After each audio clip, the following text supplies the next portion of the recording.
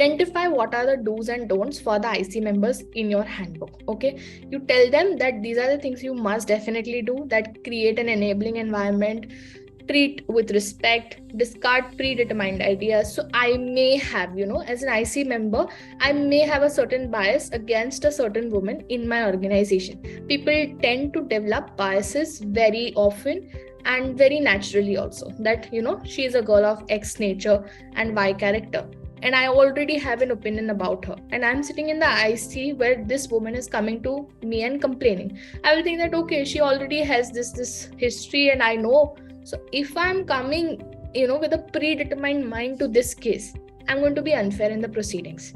This is something that I should not have as an IC member. So you should tell them all this, explain it to them, and then carry forward with the case. Definitely the don'ts would be, don't get aggressive with any of the victim. Don't insist on graphic descriptions of sexual harassment, because obviously it may just disturb the mental state of the victim.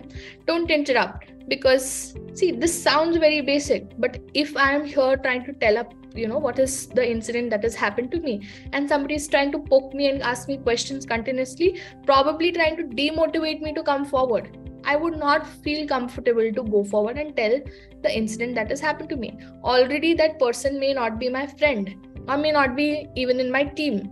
So I am anyway taking up the courage to go to that member and explain the series of incident that has happened to me. So these kind of interruptions, aggressiveness, all of this should not be forced upon. Okay, then what are the non-negotiables during the inquiry process you need to provide to them? So during the redressal process, the complaints committee are required to ensure, number one, confidentiality, non-retaliation, that if somebody comes forward in the organization, other employees should not retaliate against them. Okay, if you're coming forward as a witness, other employees should not retaliate, or you should not retaliate against X person. So this is something very important. Then you should recommend interim measures, because IC members should know what is the power that they have. If a woman is asking for 3 months leave, are you supposed to give 3 months leave, or can you give less? Okay, so this is something that they need to be explained to, that this is the power that is there in your hands. How do you exercise that power?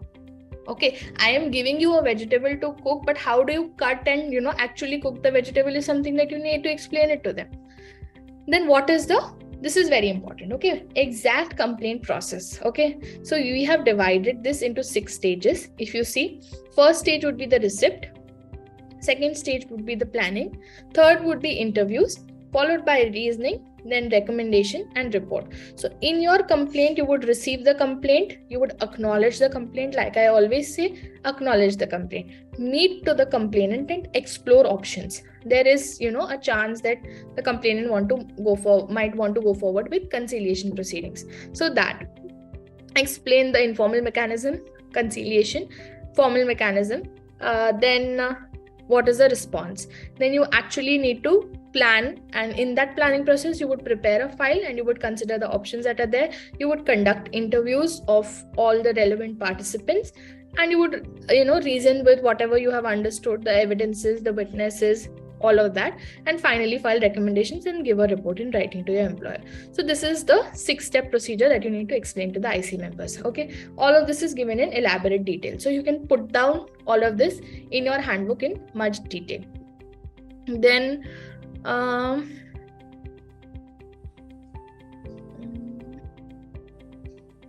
yeah, so why is it important to take complaints seriously is one thing also you need to understand. You can also believe that, okay, certain woman X is coming to me with a frivolous complaint.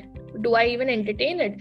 This man just abused her. He hardly even said anything to her. Should I even take this complaint? So you have to ensure that you're taking complaints seriously also, even if they are of verbal or non-verbal nature. Something of, something which may seem of a heavy gravity to me won't seem of heavy gravity to the other person. But what is prescribed under the act, what is applicable to me, whether that falls under the scope of the act, I have a right to complain. So the IC member does not have a right to take me very lightly.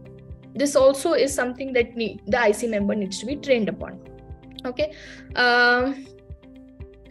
you have to further also tell them that if the complainant is unable to do a complaint, what the IC member has to do. We have read this, and understood this in our earlier lecture also, that if there is physical, mental incapacity or death, how should an IC member assist? So this is something that you need to train them about. Then IC members, how would they, have trainings or sessions in a work from home setup? So all of this you need to provide in the handbook. Work from home setup is very common. Many organizations have remote working system. So you tell them that, okay, work from home would also fall under workplace.